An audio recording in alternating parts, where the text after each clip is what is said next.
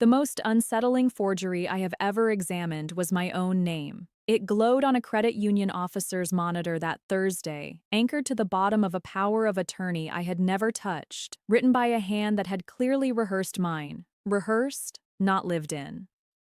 The letters were too obedient.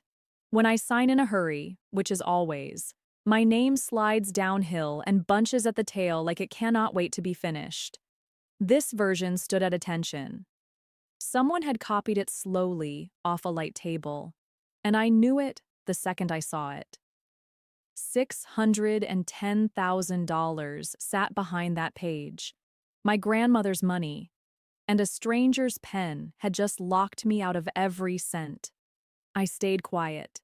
People brace for tears in that chair. What surfaced instead was the cool, mechanical stillness I get at the lab when a document finally gives up its secret.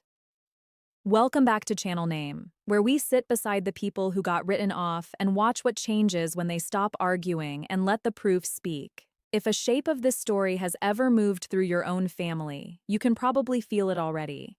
Stay with me. Tell me below where you are watching from, and subscribe so the next one finds you. Let me rewind about a month to the family I thought I still understood. I am Mara Whitlock, 37, renting a narrow house on the east edge of Asheville with a tilting porch and a job that empties a dinner table fast. I am a forensic document examiner. Stripped of jargon, I tell courts and banks whether a signature came from the person it claims, whether a page is the age it pretends to be, whether a clause got slipped in after the ink dried.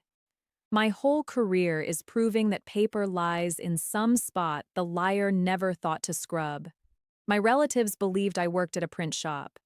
My mother once told the women at her church I did data entry, and I never corrected it. It felt like a harmless little gap, the way those things do until the day your life depends on someone knowing exactly who you are. The money traced back to my grandmother.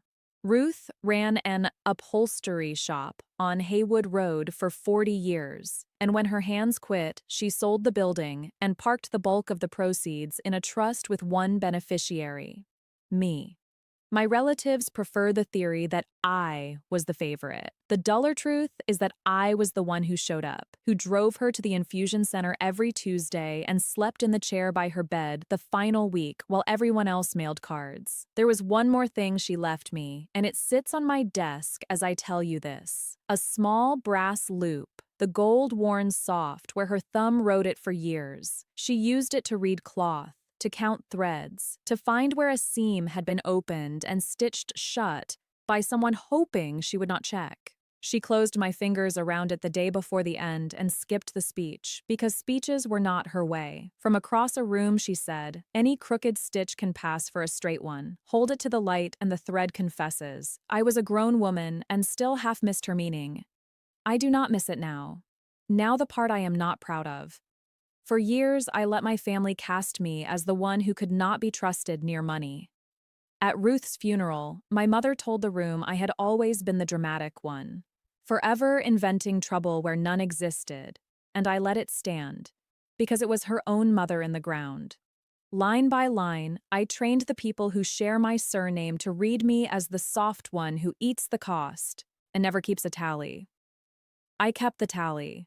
I just kept it where they could not see, in a drawer holding every paper Ruth ever signed and every card I wrote her in my own hand. So when Travis dropped by in March, friendlier than the visit warranted, and asked which credit union held Grandma's trust and whether anybody besides me could step onto the account in an emergency, I answered plainly and thought no more of it. He works at a mortgage and loan shop in Hendersonville, the sort of place that slides paper across a closing table all day. He said I should add a backup signer, that he knew a fast notary named Wes who would not charge family. That same week, he borrowed a stack of old documents to scan for a memory book nobody had mentioned before or since. Among them was a card I had signed for him, my full legal name in my own crowding script, flat and clean and simple to lay a pane of glass over.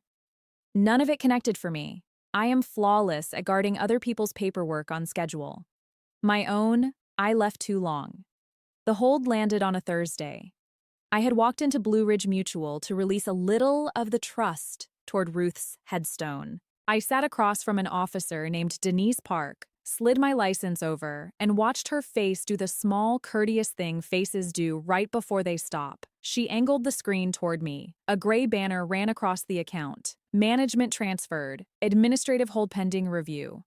Beneath it sat a scanned power of attorney, my signature. A notary impression from a man called Wes Calloway, dated back in March, handing my father command of everything Ruth had left me. My stomach did not lurch.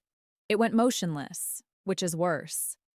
I have sat across enough tables from enough families to know a frozen account wearing the costume of concern.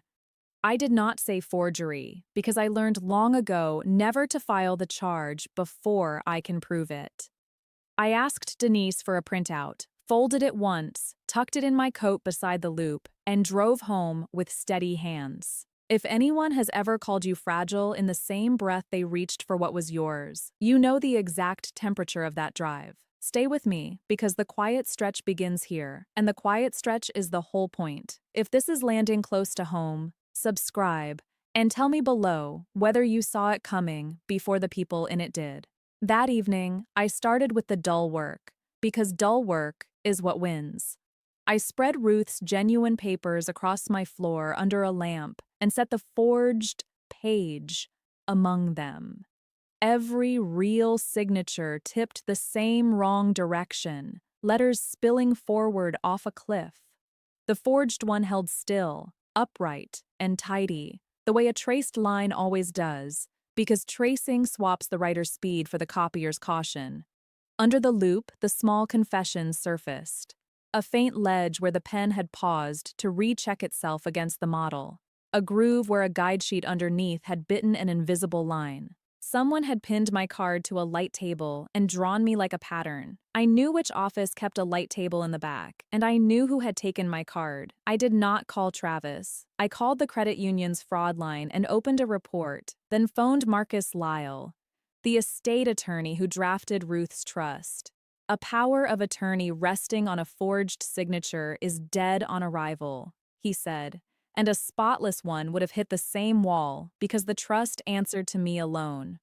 Nobody hands that away but you, Mara. Face to face, deliberately, witnesses watching. That stopped me because it exposed the real question. If the forgery could never legally seize the money, what was the point of forging it? The answer came the way ugly ones do. The document had never been built to outlast a judge. It had been built to outlast one frightened morning before I had finished my first cup of coffee. Freeze the account, spark the panic, paint me as grieving and hopeless with money, then offer to clean up the mess they had made, provided I signed the real papers and surrendered the keys for good. The fake page was not the theft. It was the lever meant to make the theft feel like a rescue. So I hunted the motive, which usually hides in plain sight in the public filings nobody reads. A lien against my brother's business. A civil judgment behind it. A deed of trust on my parents' house. Pledged to keep Travis afloat after the loan office cut his commission. The food hall stall he had bet everything on shut down over the winter, and the balloon payment matured in spring. The sum my family owed and the sum Ruth left me came out close enough to touch.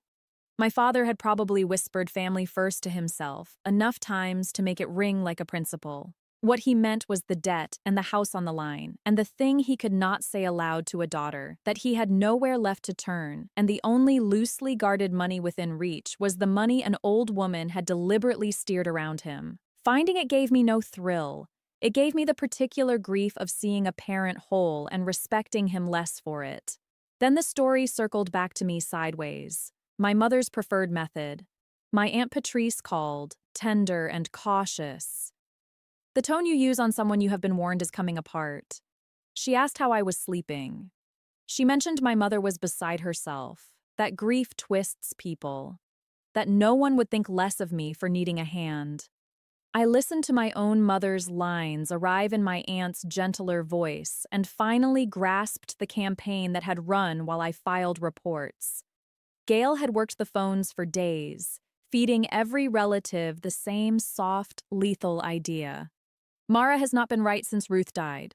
Mara is fixated on that money. She accused me of nothing. She worried out loud until the worry hardened into fact, so that whenever I told the truth, they would already hold a lens that turned it into a symptom. I did not plead. I asked my aunt one quiet thing. Had my mother told her any of this before the account froze, or only after? The line went still. My aunt had not known about an account. She knew now, and now she was thinking. The money was no longer the only target. My name was next.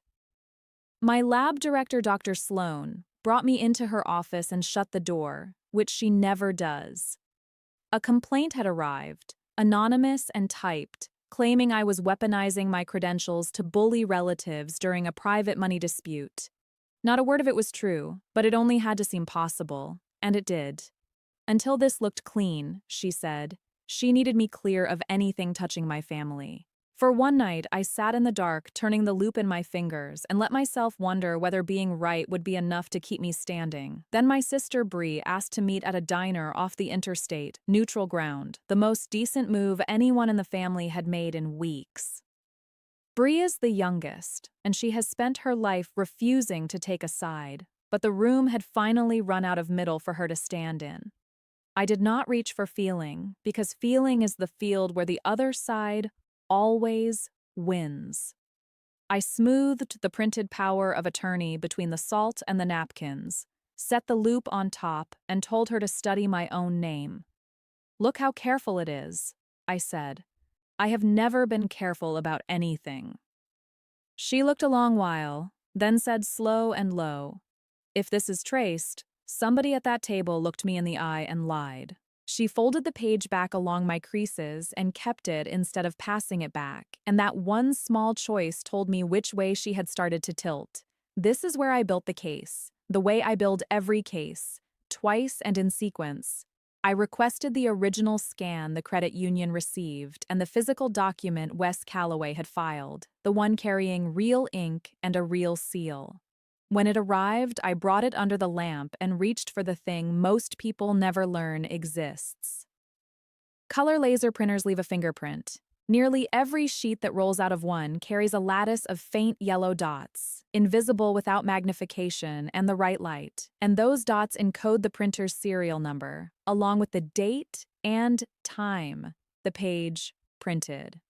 The forgers had aged the words, penning a March date beside my traced name, but they ran it through a machine that branded its own confession into the margin, and that machine cared nothing for the date typed above it. Under blue light, through Ruth's loop, I read it.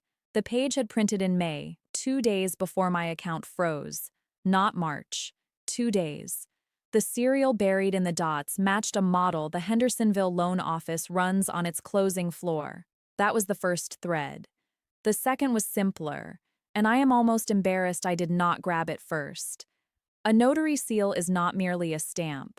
In North Carolina, the seal carries the notary's commission, and commissions open and close on dates anyone can pull from public record. I requested Wes Calloway's commission history through the proper office, and the answer came back clean and cold. His earlier commission had lapsed over the winter. He renewed it and received a fresh seal in April, with a new commission number, and that was the seal pressed into my power of attorney. His problem was the date he swore to. The morning he claims to have watched my hand move, that seal was still weeks from being cut. You cannot stamp a March document with a seal that would not reach your hand until April. The page insisted on one timeline, the dots and the seal told another, and neither one gets nervous or revises its story. I called Marcus Lyle and told him to gather everyone in one room. But my mother had already built a room of her own. She rang, voice poured in honey, suggesting the family sit together like adults and settle this before it turned ugly. Sunday lunch. Everyone. The meal was never going to be a peace talk. It was a stage, 2 weeks in the building, an audience assembled so that any refusal of mine could be folded in front of all of them into evidence that I could not be left in charge of myself. She wanted spectators for my collapse, so I would hand her spectators. I refused to be tried in my absence, where the only Mara in the room would be the invented one. I would arrive rested and even and wholly myself, the truth folded in my coat against Ruth's loop, and I would decide what they watched. The house smelled of scorched coffee and the vinyl floor cleaner my mother has used my entire life, and that was nearly the worst of it, how normal the place looked. Aunt Patrice perched stiff at the far end. The cousins talked over each other, restless and warned. Bree caught my eye and gave a small nod. My mother held off until the plates were cleared, then folded her hands and opened soft as a hymn about how love sometimes means stepping in. Travis laid a stack of management papers at my empty place, an uncapped pen resting helpfully on top. "We are only trying to spare you the burden, honey," my mother said. "Let your family shoulder it." Every face turned to me. The table waited for one of the two reactions she had scripted in advance, weeping gratitude or a meltdown.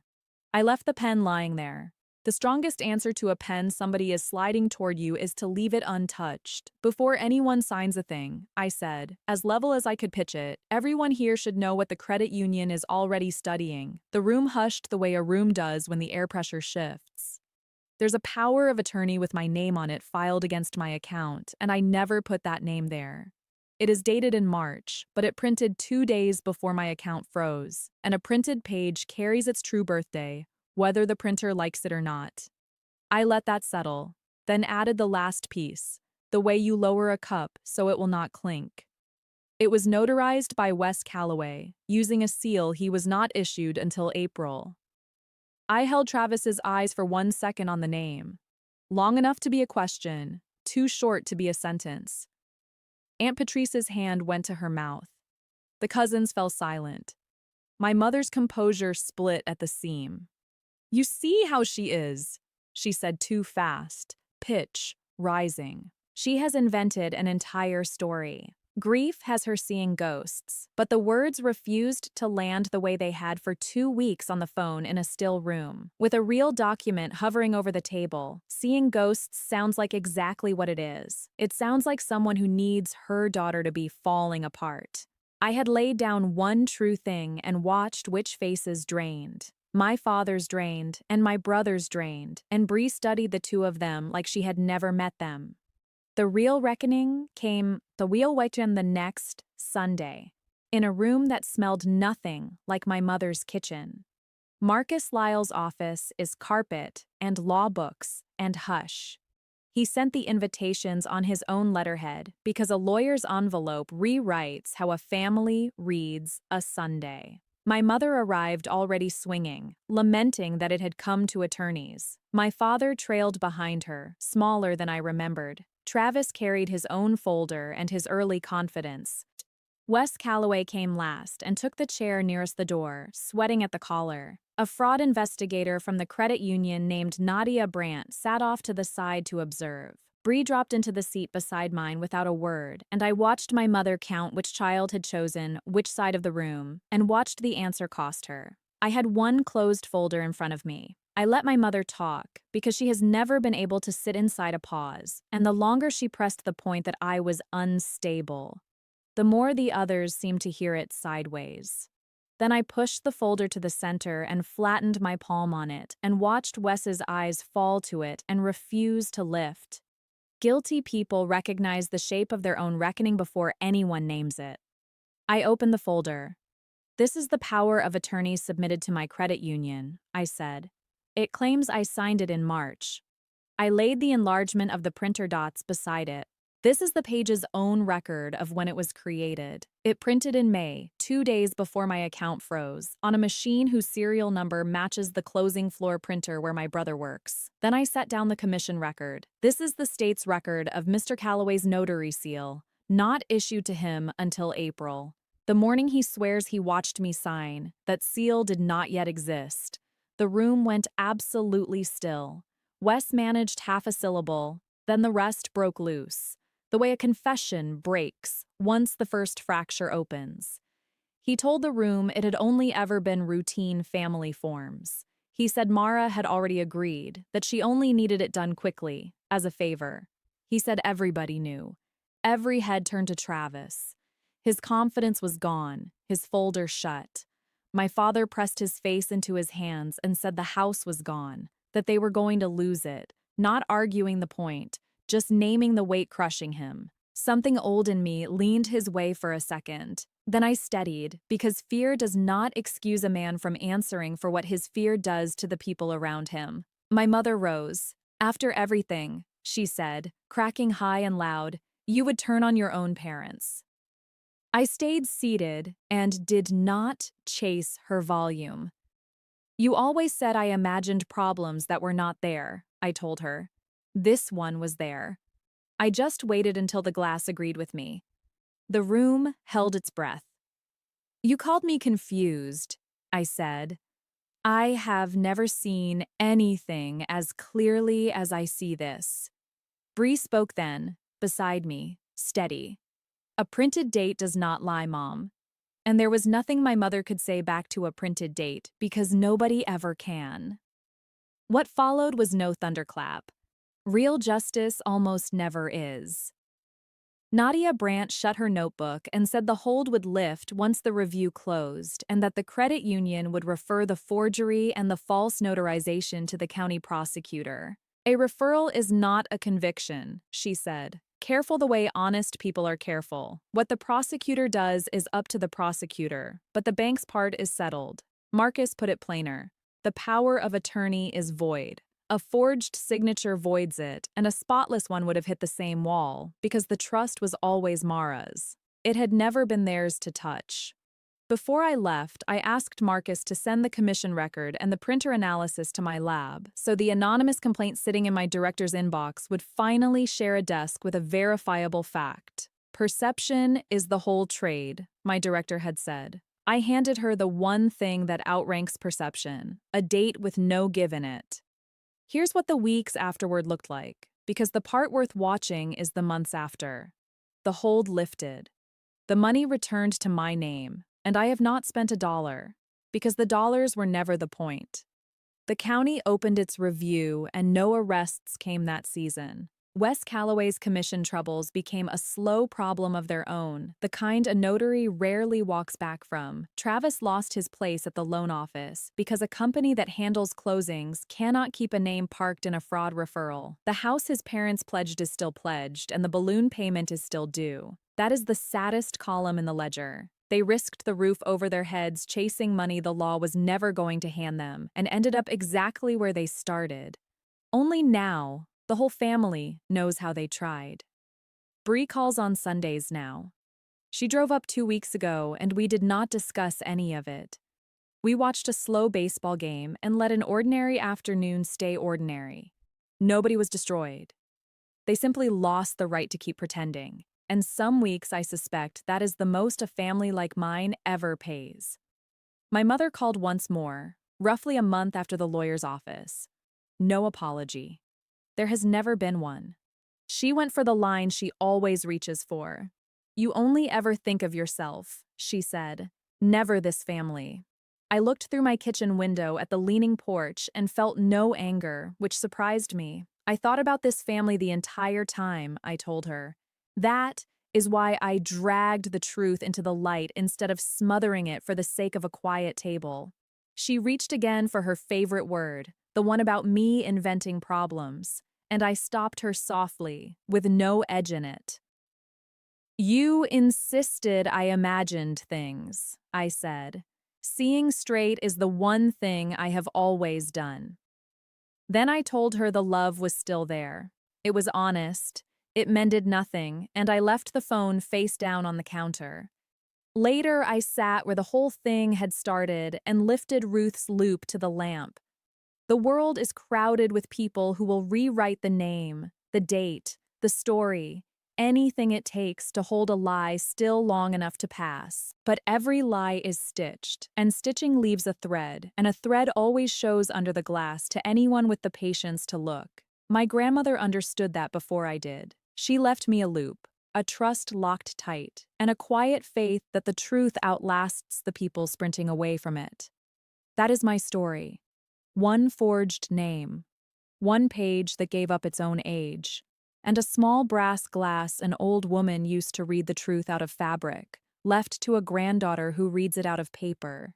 If this nudged you to check who has reach into what you have built, take it as your sign and handle it this week.